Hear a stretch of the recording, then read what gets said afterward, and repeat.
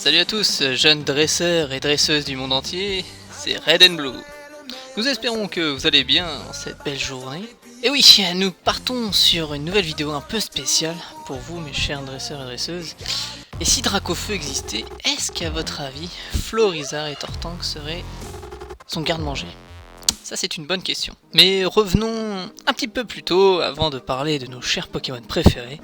Ces petits monstres, nommés Pocket Monsters, ont vu le jour en 1996, créés par notre cher et merveilleux Satoshi Tajiri.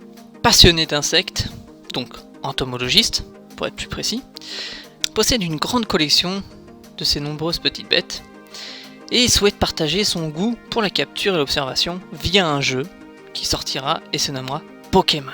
Il est également passionné aussi de jeux vidéo, d'arcade. Sa fascination pour les insectes lui a donné un petit peu le goût d'apprendre, d'observer, de regarder, de s'intéresser à toutes les petites bêtes qui peuplent la planète, dans un premier temps, puis aussi à tous les milieux que possède notre chère Terre. Pokémon venait de naître, avec près de 150 Pokémon différents, 151 pour être plus exact, avec notre cher Mew, et de fil en aiguille, d'année en année, ce nom augmenta de plus en plus, jusqu'à avoir près de 900 Pokémon sur 8 générations. Eh oui, près de 900. Imaginez un petit peu.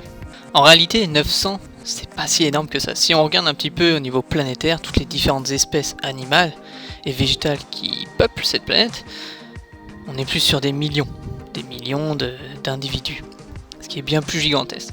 Mais quand même, pour se recycler, retrouver de nouvelles espèces, créer de nouvelles espèces dans Pokémon, eh bien, c'est assez compliqué quand même. Donc c'est plutôt un beau travail. Avec de nombreux produits dérivés, Pokémon a explosé le marché.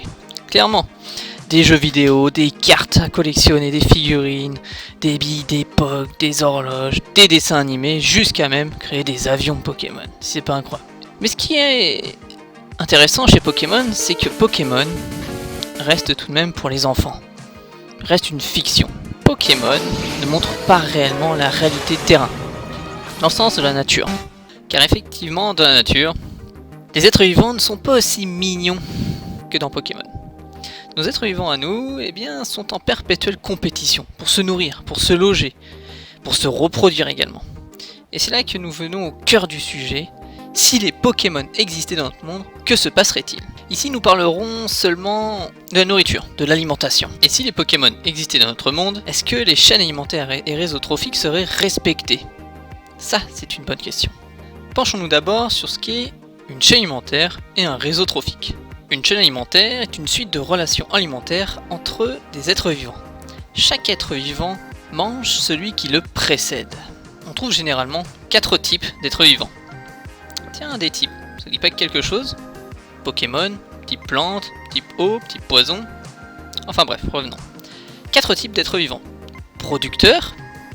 Ici par exemple, vous pouvez voir une fleur, une plante. Ensuite vient des herbivores ou phytophages qui eux vont manger cette plante, s'en nourrir. Ensuite des carnivores, eux vont se nourrir des herbivores.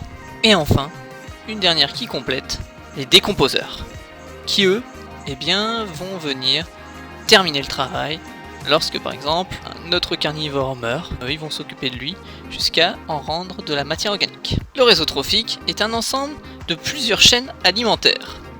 Maintenant, regardons quelques Pokémon et leurs caractéristiques. Prenons l'exemple de Mysterne et Chétiflore. 2 Pokémon de type plante, bien évidemment. Nous pourrions les classer comme des producteurs primaires, étant donné que ce sont des végétaux, ils s'autosuffisent eux-mêmes.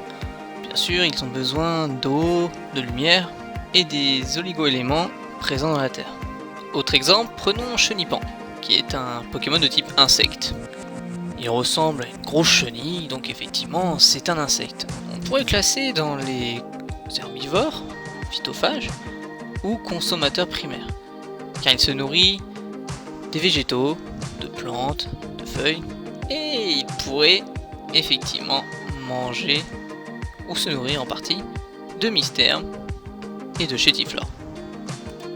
Autre exemple, si on prenait Roucoule, Pokémon de type vol, l'oiseau qu'on connaît bien. Si on se fie un petit peu à à sa description, il est capable de manger du chenipan, des insectes. Donc effectivement, chenipan serait son garde-manger. Si petit à petit, eh bien on peut créer, ou du moins commencer à créer, une chaîne alimentaire. On part des producteurs, mystère, qui se fait manger par chenipan, notre consommateur primaire, puis par notre premier prédateur, Roucoule. Prenons l'exemple d'Abo, Pokémon de type poison, un serpent. Si on se refait un petit peu à ses descriptions, un serpent, effectivement, c'est un prédateur, et un prédateur d'oiseaux. C'est possible qu'il puisse manger notre Roucoule sans aucun problème. Il peut également être aussi insectivore pour certains serpents. Pourquoi pas, notre abo pourrait manger aussi du chenipan. Dernier Pokémon qu'on va pouvoir prendre dans ces exemples de chaîne alimentaire, ça va être la Guestar, le plus connu, le plus aimé, le plus admirable, c'est-à-dire Dracofeu. Oui, vous m'avez bien entendu, c'est Dracofeu. Pokémon de type Dragon Feu, qui est bien sûr dans notre vraie vie plus une légende, un mythe, mais qui peut s'apparenter aux reptiles et surtout aux dinosaures. Et ce qui est intéressant de voir, c'est que Dracofeu, il possède une mâchoire, une dentition propre et bien au super prédateur, super évolué. Il va pouvoir se mettre tout en haut de la chaîne alimentaire et il va manger notre abo. Voici notre première chaîne alimentaire. Dans un autre exemple, on va parler de Florizarre, Pokémon bien connu, type poison plante. Ce qui est intéressant de voir, c'est qu'il est apparenté au crapaud. Crapaud, on pourrait dire grenouille qui est dans son prénom, mais il a plus une tête et une forme de crapaud, comme un crapaud qui se déplacerait sur le sol. Florizarre serait dans la catégorie des amphibiens, donc ces êtres à peau nue, qui respirent par la peau, et qui consomment des insectes pour la plupart. Que ce soit des mouches, peut-être des petites abeilles, des libellules. Nous pourrions placer Florizarre dans les prédateurs, car il consommerait des insectes, et notamment dans notre exemple, il consommerait chenipan. Donc voici une nouvelle chaîne alimentaire, plus petit. Nouveau Pokémon que nous prenons en exemple, le plus beau, le plus fort, celui que je préfère parmi les trois, c'est Tortank. Tortank, Pokémon type eau, aquatique, qui ressemble à une tortue. Alors c'est un mélange entre une tortue d'eau et une tortue terrestre. Parce qu'une tortue d'eau, une tortue aquatique, vous pouvez voir que normalement elle a des nageoires plates et pas de pattes, alors qu'une tortue terrestre a effectivement des pattes munies de griffes. La tortue est un reptile, donc des écailles soudées entre elles. La tortue peut être dans deux types de régimes alimentaires, soit herbivore, phytophage, donc dans les consommateurs primaires, elle va se nourrir d'algues, d'herbes, de salades, de plantes. Ou sinon elle peut être aussi carnivore, comme on peut retrouver certaines tortues qui, dans les mers, dans les océans, dans les rivières, peuvent manger des crustacés, des méduses, des poissons, des insectes. Si on reprend notre chaîne alimentaire, Tortank pourrait aller à deux endroits. Dans un premier temps, il pourrait aller en consommateur primaire, en tant que phytophage, donc il mangerait carrément notre mystère et notre chétiflore. Ou dans un second temps, il pourrait, en tant que carnivore, manger chenipan. Et voici une nouvelle chaîne alimentaire.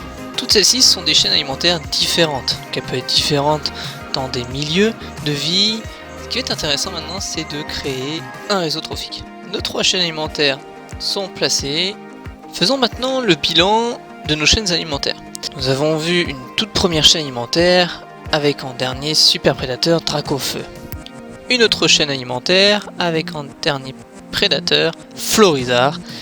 Et notre troisième chaîne alimentaire avec pour dernier prédateur Tortank. Florizarre et Tortank sont des prédateurs, mais pas des super prédateurs par rapport à Dracofeu. Ce qui va se passer, c'est que Dracofeu va être tout en haut de ce réseau trophique, de toutes ces chaînes alimentaires, car c'est un super prédateur.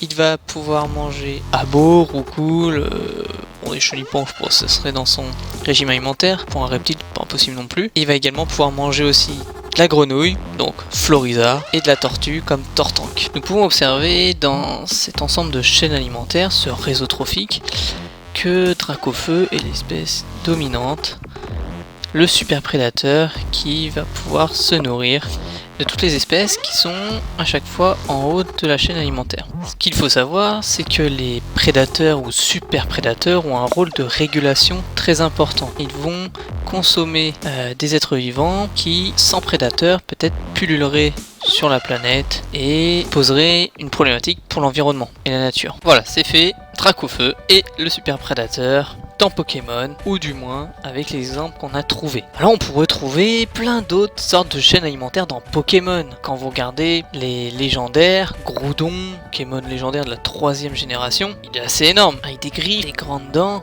Là on est sur du super prédateur également, donc qui pourrait s'inclure dans une chaîne alimentaire et être vraiment au sommet de cette chaîne alimentaire. Bien sûr dans Pokémon, il n'y a pas de ces choses là, car c'est censé être pour les enfants et dans un monde, on va dire, sain, où il n'y a pas ou peu de violence, où la compétition n'est pas présente. En fait, il y a vraiment de belles valeurs dans Pokémon, l'entraide, il n'y a pas de mort parce que les Pokémon sont KO, jamais morts, donc ça c'est une belle chose.